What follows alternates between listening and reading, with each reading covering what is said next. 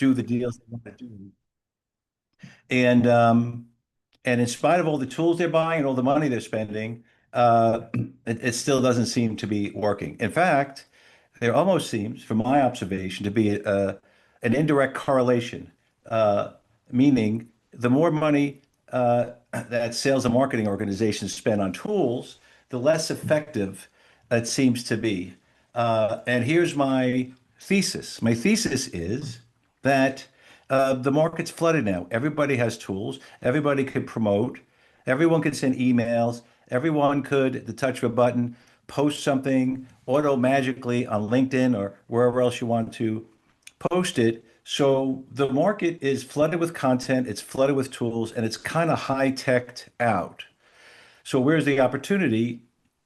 The opportunity is old school. Not just because it kind of breaks from what everyone else is doing, but if you think of the mind of your buyer right now, and most buyers, most decision makers are struggling to make sense of the noise and of all this data pollution. And they're concerned, they're nervous, they're having a few sleepless nights as to what's real, AI, everything. What's real, what's BS, what approach should they take? What's the first step? What's the second step? And what they're looking for really is they're not necessarily initially looking for a piece of software or a product. They're looking for a trusted partner. They're looking for someone that they have chemistry with, someone that could help them navigate this intimidating and overwhelming market. So what works for many, certainly what works for me and a couple of my colleagues on here on this panel is old school people stuff. Meaning what? Meaning meet people, show up, plug into communities, talk to people like Mike Adams, who's here, get in the room with other folks, establish chemistry, rapport, and trust with people. There's no tool out there that can replace that. So in this world of high tech, and I think that's what Ben had set up this discussion for here is do not hide behind your tools or do not abdicate. Do not delegate or abdicate what you need to do to build your pipeline and to get the deal flow. Do not expect it's all going to be somehow related to your keyboard on your laptop or your phone. Get out there, meet people, and enhance your people skills, speaking skills, and networking skills. Do not underestimate. So this is a bit of a back to the future thing where although the pace of this tech is advancing exponentially, more and more people just want to meet, and the buyers want someone they could meet and trust. And who doesn't like and trust Ben Yurcisin? So I'm going to pass it back to you, Mr. Ben. All right, I appreciate it, Frank. Thank you. Right in the nick of time. This is how we always do it. That's what it is. It's showbiz, baby. This reminds me of that movie Saturday Night, right? So That's we're it. here and we're doing it. So I Live appreciate it. Thanks. TV.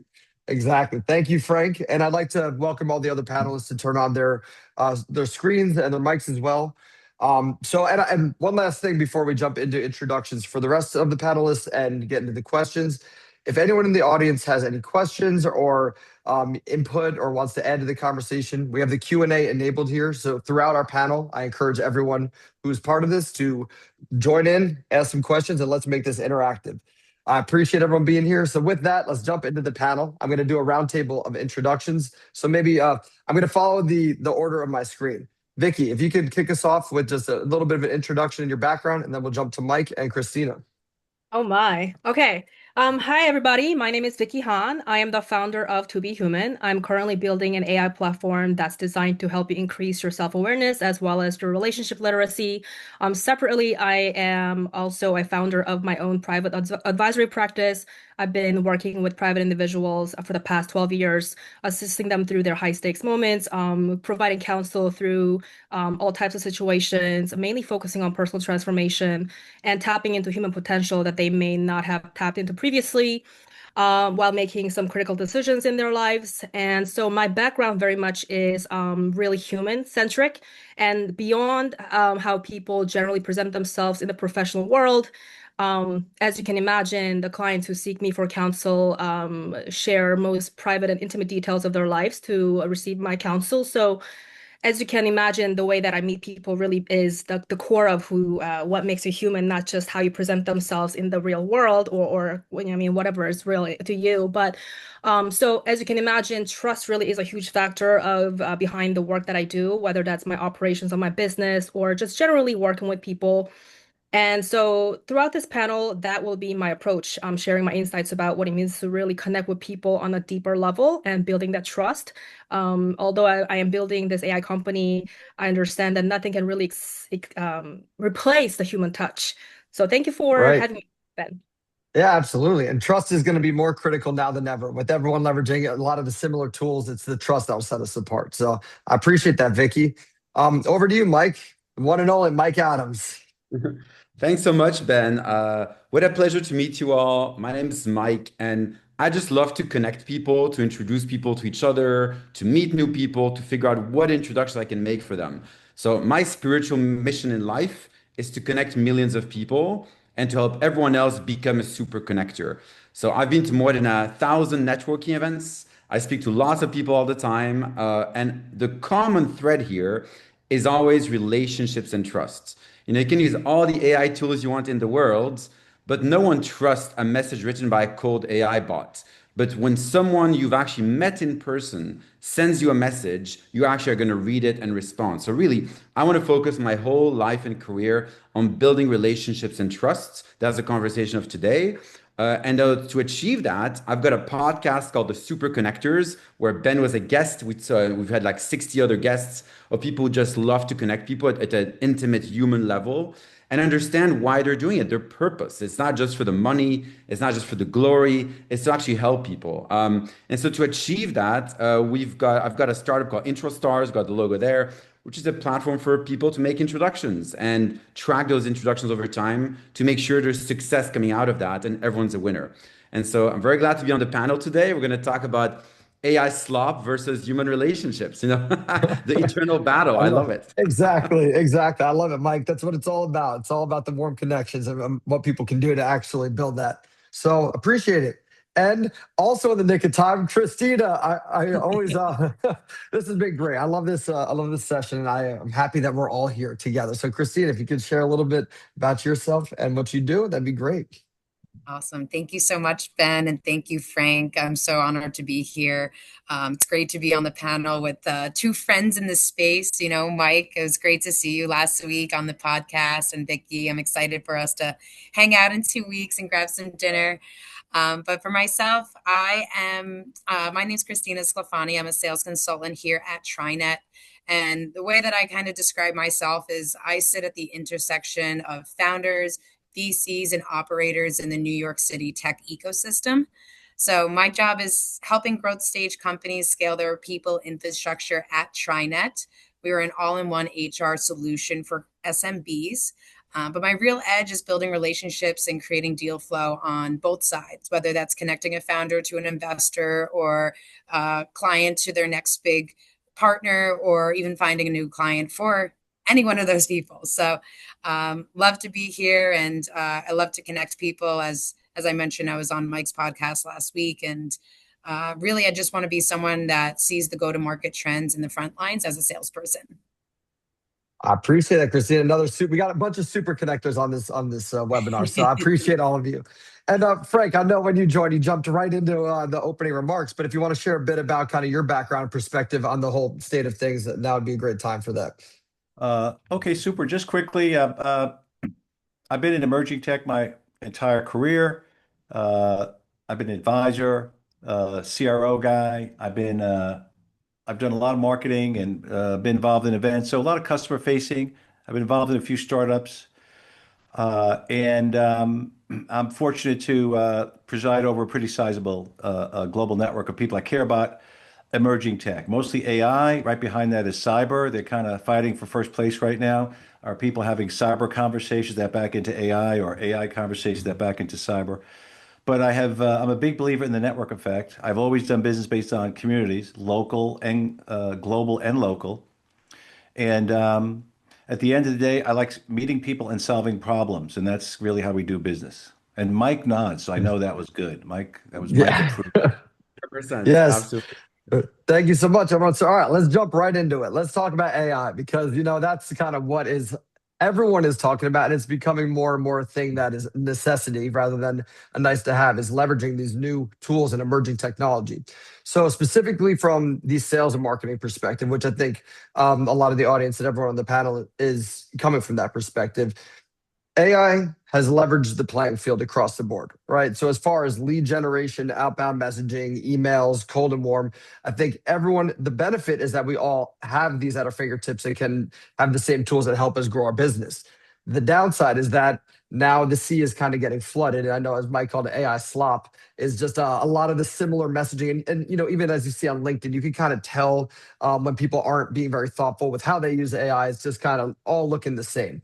So, my high level question to the panel here is with all this new technology and I guess similar messaging we see across the board from that perspective, what differentiates founders and sellers in 2026? What is the secret sauce that actually helps you get more deals and more traction with whatever it is that you're selling? And maybe since Mike is on mute, I'll start with Mike and then we can kind of work our way around the table.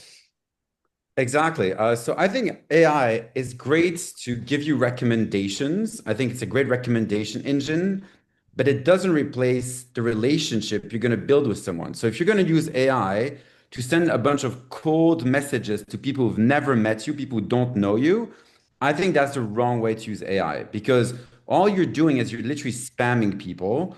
Use AI generated messages, and those people receiving those messages, they're bombarded by hundreds and hundreds of AI messages written by hundreds of random strangers they've never heard of. And so they get in this autopilot mode where you just all these messages, delete them right away, don't even read them.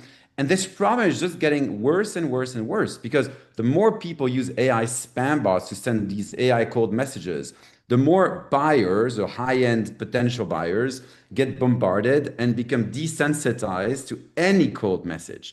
So how are we going to change that over? What do I recommend instead? And what I recommend instead is, of course, relationship building, where instead of reaching cold to someone who's never met you with a cold AI message, try to focus on someone you do know, someone who trusts you, someone you've met in person, and for that person to make an introduction for you to the person you're actually trying to meet. So really try to meet super connectors, people who have a big network, and ask them to make introductions for you, or attract those introducers by having some kind of referral program where they're incentivized to reach to work with you to make those introductions to high level people they're actually connected to and who trust them. So really focus on trust and relationships, on introducers, on making introductions for others so you can receive introductions. I think that's where you should be focusing your time and effort instead of using AI to spam a bunch of people. However, having said that, AI is very useful as a recommendation engine to recommend which introduction you could make for someone else. That's a great use of AI. Or to find the best person to make an introduction for you to your ideal customer. That's a great use of AI. So again, I'm not at all against AI. I love AI. It's fabulous. But don't use it to replace human relationships. Use it as a recommendation for you to really know where to focus your time and energy to reach out to people you trust, who trust you, who trust your customers, where your customers trust them, and focus on that chain of trust. That's where I would focus my Absolutely. energy. And then building a referral program using AI, that's great. Yeah. Yeah, amazing. All right. Well, I'm just going to go in the direction of where I see unmutes. So that leads me right to Frank Casale, who is very deep in the world of AI as well. So curious what your take is on that. And then we'll jump to Vicky and Christina. So, so I was thinking about some things to share that might be informative and a little bit of fun here today. So, so I'm thinking about different stages of people using technology. and the importance of being authentic versus BSing people. So about 20 years ago, many of us started being put on hold for like 19 minutes while we listened to some recordings saying, "You are important. We wanted to speak with you." You're like, I'm like, so that's a digital lie, right? And somewhere somebody will make that illegal. Maybe it's illegal in a country somewhere. Uh, uh, but so that to me is the first wave of leveraging technology and almost amplifying a lack of authenticity. And so my theme is authenticity, right? Now, go back, make it up. 10, 15 years ago, you see kind of digital marketing campaigns go out and they say, "Hey, there's only a few seats left. You will never see that with any of my events because that's BS. If there's only a few seats left, how dumb do you think your target audience is?" By the way, even if there are only a few seats left, I would still be hesitant to send that because it sounds like the BS, you know? So here we are with AI now. It's another wonderful opportunity to be inauthentic in an amplified, scalable way. Do not do it. You got to be Yeah. yourself. Yeah. So, uh, uh, uh, so I have a handful of tools I use. I have a very sizable LinkedIn network. I do my best to be me. That's all I could Right. be, and it tends to work well. If some people don't like it, that's okay. But uh, but I find being authentic tends to pop. Also, that people are stressed.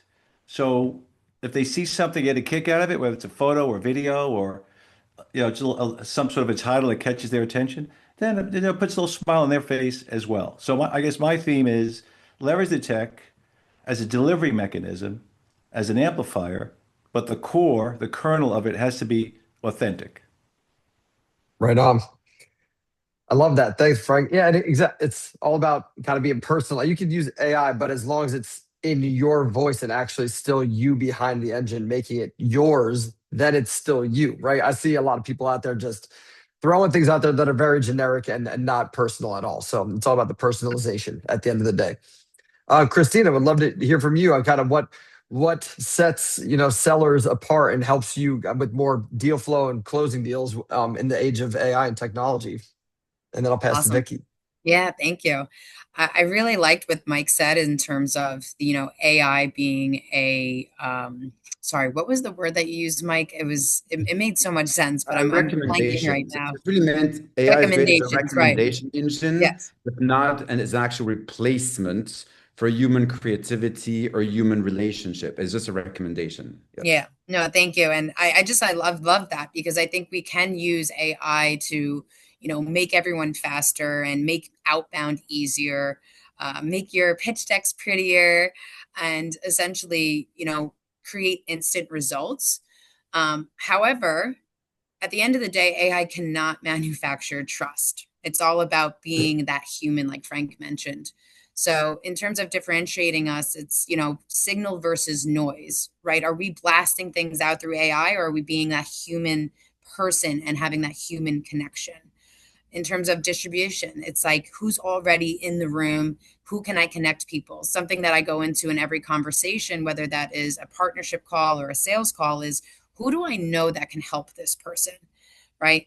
And when you bring in that human element, you bring in also that social proof, right? So who can vouch for you and who can really, support you in that way. So to summarize it, I can say that, AI increases the efficiency, but the relationship itself, it actually increases the conversion, right? The people who want to Yeah. win in 2026 aren't the best prompt engineers. It really is the best network engineers, the people that are really going out to market and being able to connect the right people and or understand someone's true story and understanding what their mission is. Right? When I go into calls, I'm understanding really what's important to them and not just trying to pull something from online with AI and just say, "Hey, I think this is going to be relevant to you." It's really having that Right. human connection and bringing value into the conversation. Incredible. Yeah, it's all about being the human behind the tool, right? Right. Love it. Vicky, love to hear your perspective on this as well. Yeah, I really love everyone's perspectives. So the question itself is very interesting to me, like what differentiates a founder from a seller? Because to me, those two are very different. It's sort of asking like what, the difference between like a bowl of raw fruit versus a Well, smoothie. just to clarify, I would say what differentiates founders and sellers amongst each other Yes. from all this. So just yes, just wanted to Yeah, clarify no, I that. understand the question. I just wanted Okay, to go. kind of help you understand the way I process Yeah, that question. I think AI or not, I think it's easy to sell when you understand the buyer psychology and when you understand the market and when you understand what exactly you're selling. But just like how Frank was saying, I think that authenticity is very important when you really care about selling something as a founder. I think that's what differentiates the founder from a seller is a seller might focus on that temporary goal of selling something and really getting through the market and really getting to the customer. But to me, a founder is someone who has the vision for something bigger. And just like how Frank was saying, authenticity is very important because I guess it depends on what you're also selling, what offerings you have, and what services, what products you're creating, whether it's AI or not. I mean, we're talking about tech. But a founder is someone who has the vision to shape a culture beyond the products, beyond what the product itself is offering. And I think in order to be a good founder, you have to know how to work with people and you have to know what it means to really build relationships. I know that's such a buzzword, right? Like building trust and building relationships, which I think just like how Frank was saying, like people can see through bullshit because even founders that are talking about, oh, I value relationships, I value trust, we can tell when it's all talk. You know, yeah. people with certain levels of experience, we don't get sold easily on people's words. So I think if you want to be a successful founder who truly cares about serving the people using technology or AI, you have to actually constantly work on yourself and improve yourself as a human. In order to sell better, you have to know yourself, and that is going to give you the leverage to understand your customers or markets better. That's my perspective. That's great. Understand. I really like what you said there. Right? Whether you're using AI or not, you need to understand the buyer psychology and what they're actually buying, right? Because you could use AI automations all day to send a message that isn't resonating. And even if you're not using AI, a lot of people still talk about things and just spit out a lot of words with their PowerPoints, but it isn't what the person's actually buying. So really understanding the buyer side, whether you're using tech or not, is the huge advantage. So I appreciate that perspective and everyone's perspective here.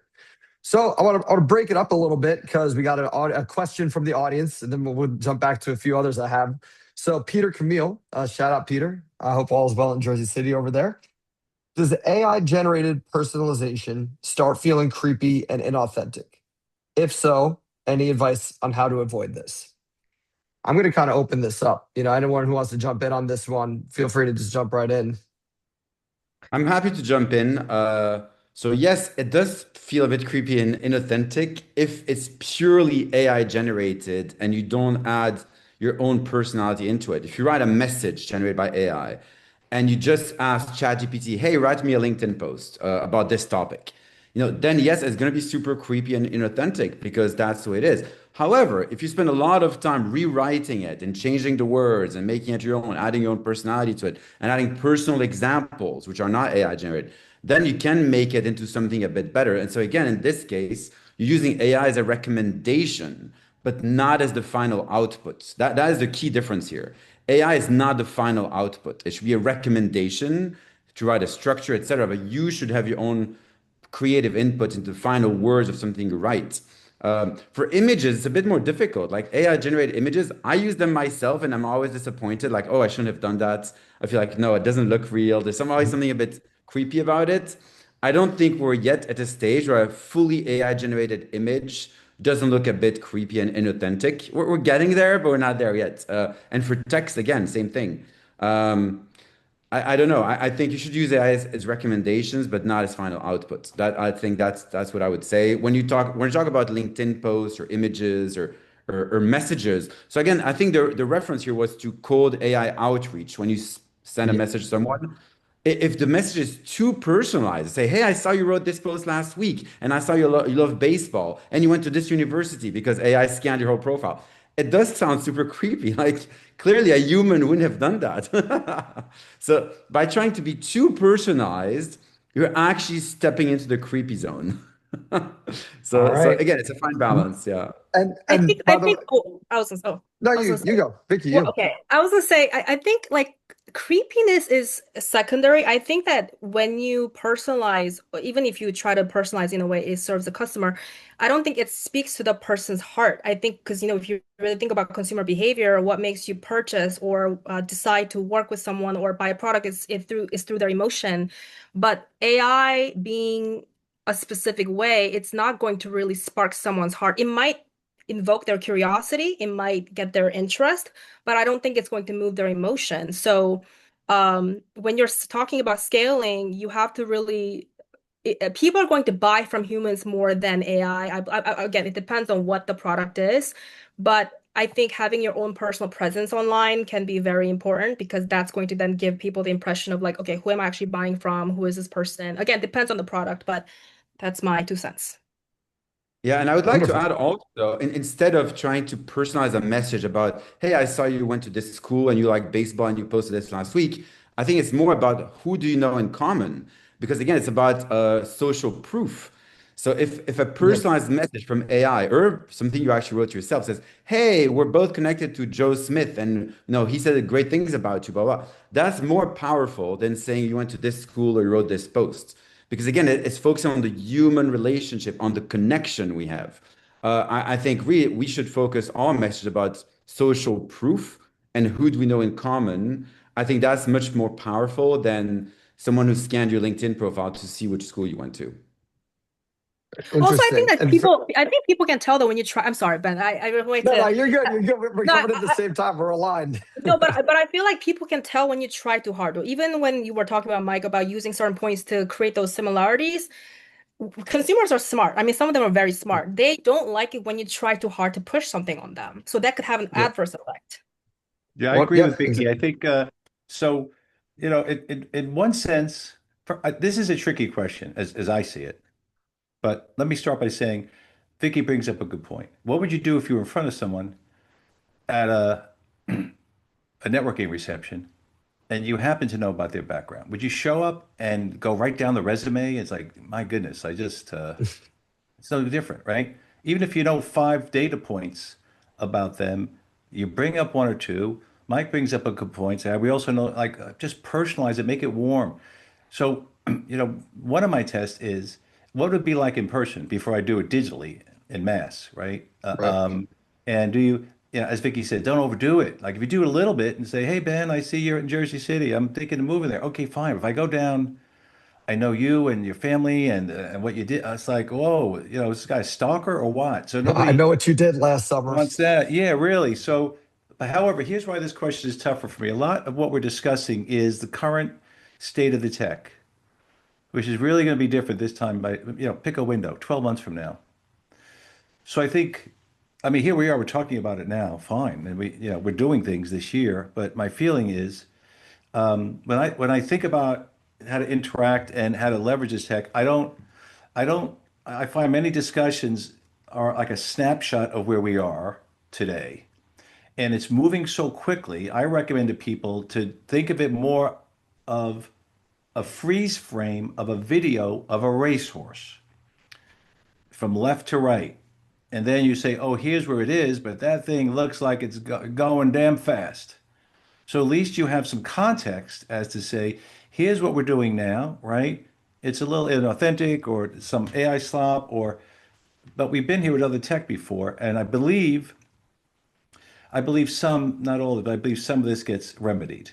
But we are where we are now. I would say, just answering, back to Peter's question, is I think it's a balancing act. So I'm a tennis player. Somebody sends me emails about golf. It's okay because I'm actually starting to play a little more golf. But I don't want to. I don't want to get promotions about golf. My silly example. If I get promotions about tennis, I'm happy. If I get creepy promotions about tennis, then I'm getting weirded out. But so I like personalization in that once a day I'm getting myself off a list that don't apply. Uh, so I think coming full circle, I think Vicky nailed it. It's like personalization is good.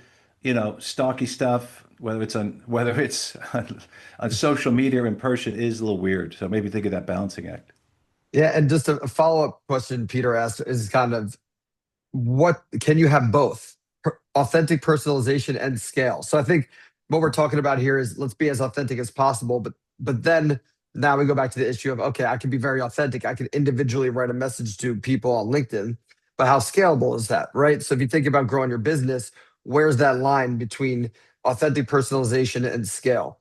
And I want to I saw Vicky on mute. So before I interrupt you again, I'll let you jump into it, and then I'd love any other thoughts. Maybe Christina wants to jump in as well after you, Vicky. Oh, okay. Thank you, thank you, Ben. I I mean that okay.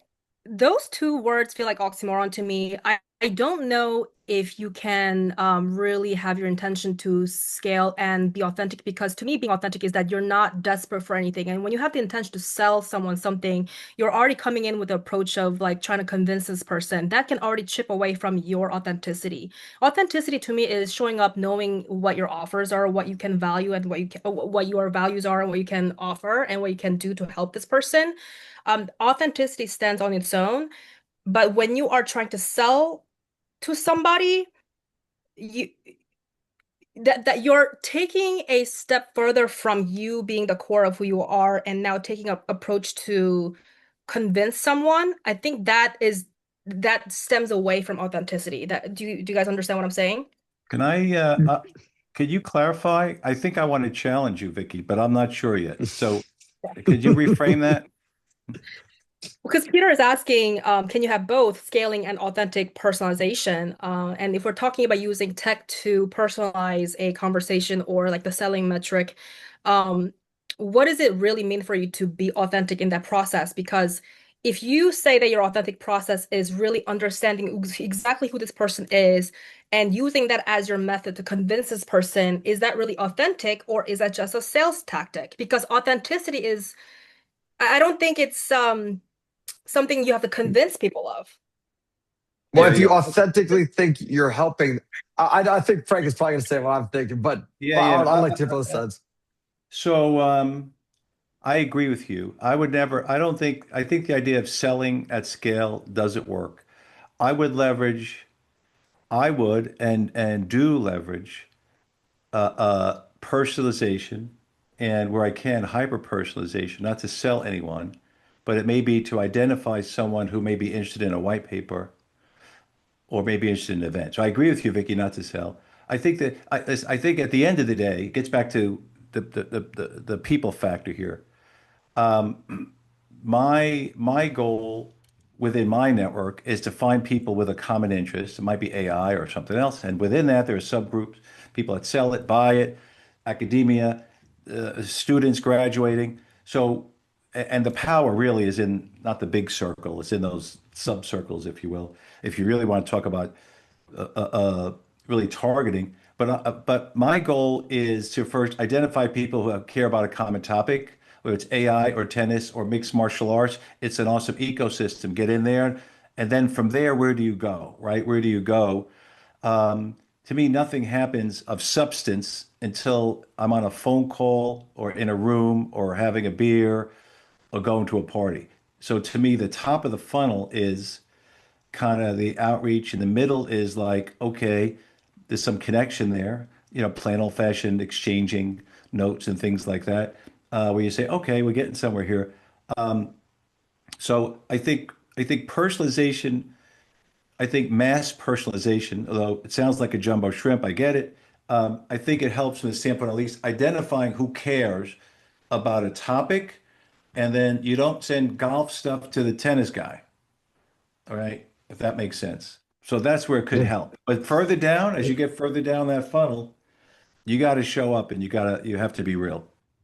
I think the other absolutely. point here is whether you're using AI or not using AI, either way, when you send a message to anyone, it shouldn't be about selling. It shouldn't be about pitching your thing. It shouldn't be like, hey, here's what I do. Yeah, yeah, That's make it wrong. about Whether them. you're not using AI, sending a real message for yourself, or using AI, in both cases, it's wrong. Like you don't approach someone with selling something, as Vicky mentioned, because that creates a really bad impression. You approach someone saying, I would love to chat to you about this. I'm sure we can have fun chatting about this topic. Something I'm really interested in. Is there any way I could help you? Any introduction I could make for you? So really offering help and a friendly, interesting conversation or stimulating conversation. That should be your approach, whether you're using Yep. AI to personalize that message or whether you're writing it to yourself by typing on your keyboard. Either way, the message should not be about what you're doing and selling, right? And so again, that's Yep. the subtle psychological thing you should pay attention to. And this even applies in real life. Like if you go to a networking event, don't start pitch slapping people, right? That's the wrong approach. Whether you're using AI or not, this is the wrong approach. So I I've think seen that those that. are the basics, and then you can talk about AI after. But first, get the basics right, which is I'm here to help you. This is how I love to help other people. Is there anything I could do to help you? Any introduction I could make for you? That should be the beginning of every conversation, and not here's what I do and here's my pitch. Exactly. I've seen that. I go to a ton of events, and then I'll pass to Christina. I'm sure she has some ideas here too. But I've seen where people, it's so clear to me when someone is just trying to collect as many business cards as possible, and it's just Mhm. all inauthentic. It's like, oh, let's do LinkedIn. Let's do LinkedIn. I've got to network at events where I spend time with one or two people and ignore the rest of the room because we're locked in and we're having a very present conversation and we both understand where each other's coming from and we're learning about each other, and those end up turning into deals. I'm not talking to them because I want to do a deal. I'm just talking because we resonate with each other, and then that trust is built, going back to Vicky's words. So to Mike's point, it's like, don't keep coming in and just saying what you do, make it all about yourself. Always coming from a perspective of understand what they're looking for, what their needs are, and from a place of service, not even to sell them, just say, like, what's an introduction you can make where you don't expect anything back. And then from there, deals organically unfold, I've found. If I could weigh Christina in, and yeah, Frank, and Christina, then, yeah, after Christina, go right ahead. yeah, well, both of you. Yeah, no, I think that comes back to what I was saying before. The first thought that I'm thinking of going into a conversation is like, who do I know that can help you, and how can I help you? So, to Mike's point is that if you're going out there and you're just trying to sell your product or your service, people that's the noise that we're talking about. We don't want that, right? It's not collecting the business cards. It's really about truly like building true relationships, right? So it's being able to create like a win-win opportunity for both people. Understand your business. How can I help you? And to that point of, can you have authenticity with scaling? By being authentic and building out your network and being the super connector, that's what's going to scale your brand, your company, your service, right? Someone's going to think about, Christina Sclafani was so nice because she offered to send out a pitch deck to an investor for me. And next thing you know, he's telling someone else, and I'm getting that referral then later, right? So Yep. being able to go into the conversation with a true helping mindset allows then someone to then say, wait, what do you do? Wow, I want to learn about Yeah, you yeah, now. yeah, exactly. They're talking for a while. They're like, hold on, wait, what do you actually what? Yes. Yes. I'm happy to know Christina is sending out pitch decks to investors. I have to follow up with her on that. Oh yeah, I got you, Frank. I want to redeem that coupon. Yeah. But I'd like to, if I may, I can play off of that. Here's my a kind of a thought, if you will, because I often coach or mentor young, let's say, deal people. They could be sales, they could be marketing, they could be support, BDR, whatever, customer facing. And but it applies to anyone, regardless of how long you've been in the business. I say if you walk in a room, don't try to find a stranger you could sell at. Try to find a couple of new friends that you could do something for them. That's Yep. it. Now you may think that's going to stall your sales cycle. Well, no, it's not. Just help people get out there. You can let them know what you do. And if they say, "Oh, that's what I need," 1 in 20 something that happens. But Christina beat me to it. If you speak with, the best thing you can do is make a friend, connect with them. There's a lot of people that need stuff. I've found that allows me to harness my network because some people need a job, or some people are looking to relocate, or somebody's trying to, as Christina mentioned, find some money, or somebody else is trying to find a customer. Like, oh, Frank, do you know anybody, whatever, in the banking world? And I actually find that that additional step doesn't add to the cycle; it compresses it. I also find that if you help a dozen people, one or two or three good things will happen within weeks or months. And the rest, nothing will come back and it's fine. That's just the way it works. It's no different than anything else. Why, if you enjoy doing it. I remember when I Yep. first met Ben, Christina. I bought him French fries. He never forgot. He said there was no main course. All we I got a had, beer. I got a beer too. it was a drink and French fries. I'm like, I'm not investing ahead of the curve with this guy. He was a little creepy. Came to my And that was event. that was I that was after I had to chase him down and do calls He 4 or 5 chased me times. down. I Like, played, hey, but I joked, but that is what happened. But after that, I said, this guy's worth an entree. I'm going to go for it. Let's get a burger or something. I've had a few entrees since then, but they've all been delicious. Okay, Awesome. Well, one thing I want to focus on as well here is all about building your reputation. And so if you're always helping others and always going out of your way to send them introductions and really help them, not sell anything, that will elevate your personal brand and your reputation. And that will come back to you for sure, because really your reputation is everything. It's if people talk about you in a positive way and say that guy Ben is amazing, that guy Frank is incredible, that will make a huge difference because people will naturally come towards you when they're actually looking to buy something because they know that you're a helper, that you're smart, that you're always connecting the dots. And so I think the best thing anyone can do is focus on helping others with great business introductions, if possible. That will always elevate your net reputation and personal brand and social proof as well. And so really that I think that's a long game. I think that everyone should focus on that. And that means always finding ways to help others with introductions. I think that's the best way to elevate your personal brand. Now you want to be perceived as a great introducer, as a great super connector. That's the best personal brand you could possibly have, I think. I want to piggyback absolutely. off of that since we're talking about reputation and going back to the point we're making about authenticity. I think if you focus too much on building your reputation over really truly providing value to the people that you are claiming to serve, it's not coming from an authentic place because I think that that is rather self-serving. And again, I'm not necessarily disagreeing with you. I'm kind of taking a different approach because we were on the topic of authenticity. Um, I think if you focus on really building your company or services or products in a way that you know it is truly a value for people that you're serving, your reputation is going to build. But if your intentions are to just build your own reputation and just doing these things for people, then your intentions are not genuine. You're not really trying to build from a place of altruism, but for your own self-serving purposes. So I think this is why I was initially talking about how if you're a founder, you should always ask these honest questions to yourself about what are you doing this for? What is your reason? Are you just trying to sell something to make money for your own profit and gain and reputation? Or are you truly building something to give back to the people? Right. Right on. No, I Yeah, I appreciate that mean, perspective. our intention as human beings is always self-serving, but it's not especially a negative. Like if you're helping other people is to feel good about yourself, to get oxytocin, but it's still good. You're still helping people, right? So I would I was slightly about to say disagree this with is you going to turn there. into a I think we're always philosophical debate. self-serving in some way, but it's still good to help others. That's All right. that's another Yeah, roundtable. I like to be on that. that's next month's session.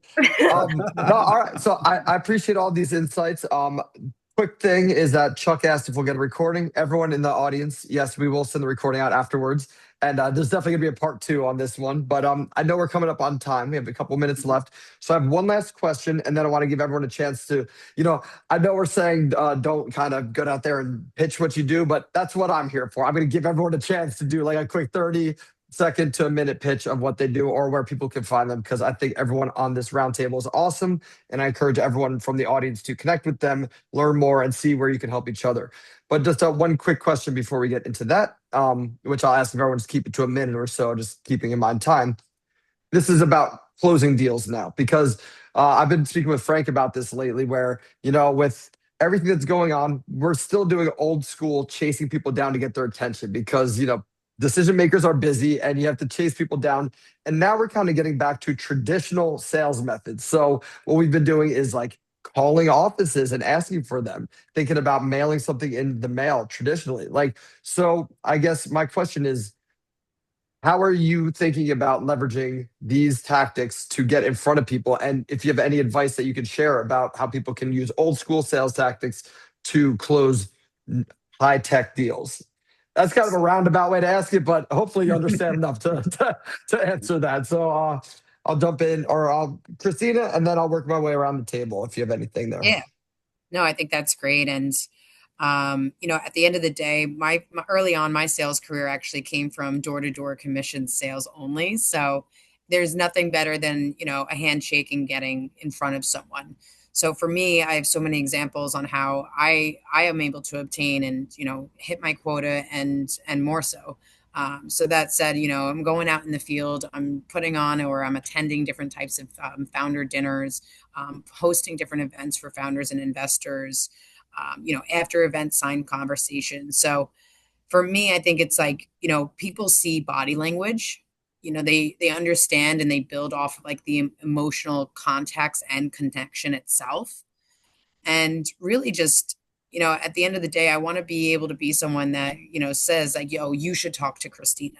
And I think that's really the super connector advantage of it all, is just getting out in the field, having a good handshake, and just truly understanding someone's goals or who they are and remembering their story, and following through. Following through is huge.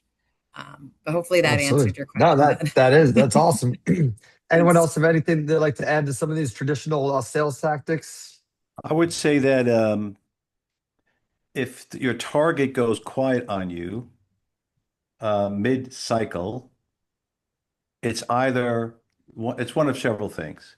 One is he or she is just extremely busy, and you have to figure out a way to just get him out. Again, low tech. So in that example, I remember something someone said to me a good 10 years or so ago. He said that there was an executive in a bank downtown Wall Street that he for weeks could not get him to meet him for an hour at his office. And then suddenly he invited him to golf and he had him for the day. So interesting. So golf may be the greatest invention of all time when it comes to that, which is why I haven't totally given up on golf. Yeah, So we gotta get to work it. my way back. I've been going to pro golf, a place where I could hit really bad shots and drink mediocre beer. It's kind of fun. So in that case, find what someone likes. Are they foodies? I'm a foodie. If I'm busy, I'm busy. You invite me to a restaurant, I may rethink my calendar. Um, but the other reason, and I think the more common one, is you're more excited about the opportunity than they are. You misread it. It's not where you think it is, right? He's not into you, Ben. So Well, he or she, he I or will she. turn that around. Yes. So I find a lot of salespeople just think that, step, step, step. So, I mean, it's a different topic for a different time, but you want to really establish a solid engagement early on and get a sense of, is there interest? Is there a need? Is there any sense of urgency? And what is their timeline? Not your timeline. I mean, you know, our timeline is always a little bit faster than theirs. Is there a deadline? Is there something happen bad if this doesn't happen by March or something? But it does, if you're selling anything, even as a selling founder, the most frustrating thing, and we all have to deal with it, is deals just go sideways in the middle. Yep. I So what I appreciate want to that. add to that is your most important asset is your relationships to other super connectors. Because super connectors are the ones who can open doors for you, can make those valuable introductions you're looking for your ideal clients or business partners, etc. So you really need to build good relationships with super connectors, people who have a big network, who can open those doors for you. And they'll do it, first of all, because they like you and they trust you. That's the most important thing, first and foremost. But then as an extra layer on top, you can reward them saying, if you introduce me to a big client and we close a $100,000 deal, I'm happy to give you 5% or 10%, whatever that is. And again, it's not all about the money. They will never make an introduction for the money. They'll always do it because they truly believe you're a good person to do business with. That's Yep. number one, before the money.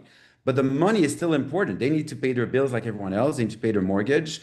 And so it's more about fair compensation and making sure the relationship is a two-way relationship where they're helping you truly get those connections to your ideal customer and you're rewarding them fairly for the effort they put into it.